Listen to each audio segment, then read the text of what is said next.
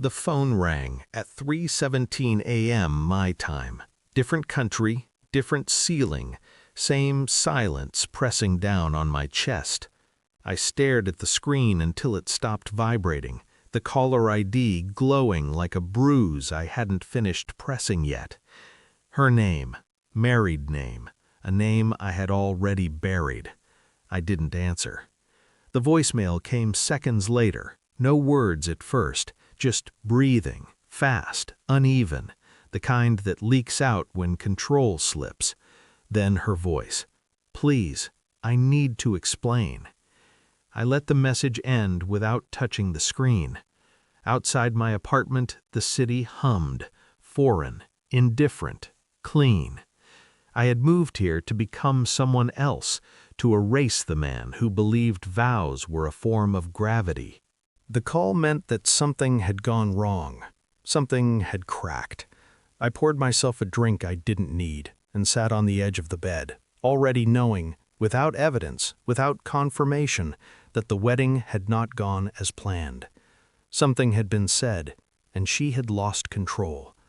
I had left quietly, no screaming, no accusations, just paperwork, signatures, and an ocean between us. She cried when I told her I was moving abroad, told me I was running. She was right, but not from what she thought.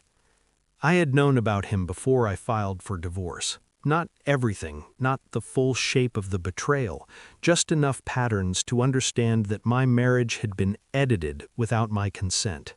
Phone calls taken in another room, a laugh that didn't belong to me anymore. The way she guarded her phone like a second pulse. I didn't confront her. I watched. When I left, she married him within 4 months, a destination wedding, sunlight, linen suits, smiling photos uploaded like proof of innocence. I blocked her everywhere, or so I thought. The message I got 2 days ago wasn't from her. It was from someone I didn't recognize. "Congratulations on your freedom," it read. "You were the only one who didn't know." I didn't reply. I didn't need context. The sentence had weight. It carried history. Then came the call, then the voicemail, then the understanding that whatever lies she had built had finally been touched by truth. I didn't investigate back then because I wanted peace. I investigated because I wanted certainty. From my apartment overseas, I pulled threads I had already mapped months ago. Old phone records, shared cloud backups she never knew I could still access, a timeline that refused to behave. He wasn't new. He overlapped, long before the divorce, long before the tears, long before she told me she felt confused. I cross-checked dates, locations, messages deleted but not erased. I moved through it all calmly, like a man assembling furniture he had already memorized. No anger, just alignment. Then I reached out to the one person who would have no loyalty to her anymore, a former friend of hers, a woman uninvited from the wedding after a quiet falling out. She answered immediately. "She told everyone you were controlling," the woman said, cold, emotionally unavailable. I almost smiled. "And at the wedding?" I asked. A pause. "Someone toasted," she said. "Her cousin. He joked about how she finally didn't have to hide anymore, about how long they'd waited." I closed my eyes. "That's when she snapped," the woman continued, dropped her glass, started shouting, screaming that he was drunk, that he didn't know anything. But he did. They all did. I was the last piece she had successfully edited out. The evidence arrived the next morning, a forwarded email chain, old photos, a lease agreement dated a full year before I left, his name listed as an emergency contact. I didn't react. I forwarded the file to her. No message, no commentary, just the truth, assembled and labeled. She called within minutes. I didn't answer. She texted, "Please, it wasn't like that. You don't understand. I never meant to hurt you." I waited until the messages slowed. Then I picked up. Her voice broke immediately.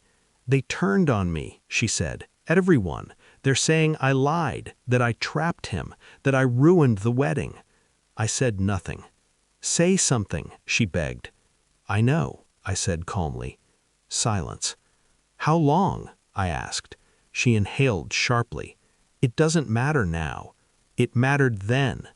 She cried, loudly, uncontrolled, the sound of a structure collapsing under its own weight. "I didn't think you'd ever find out," she whispered. "I did," I said, "before I left." That was the moment she understood, not that she had been exposed, but that she had never been in control. I told her I had waited, let her marry him, let her build a life on a foundation already hollowed out. I didn't want revenge, I said. I wanted distance.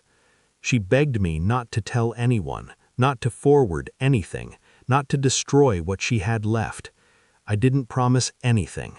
I didn't have to.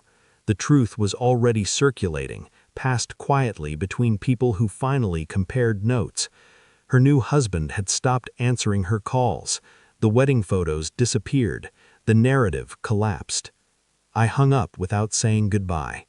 I slept well that night. No dreams, no ghosts. Just quiet. In the morning, I deleted her contact, blocked the remaining channels, booked a longer lease. I didn't feel victorious. I felt accurate. Somewhere, she was explaining herself to people who had stopped believing, rewriting a story that no longer accepted edits. I had moved abroad to escape a lie. She stayed behind to live inside it. And for the first time since the day I left, I felt nothing at all.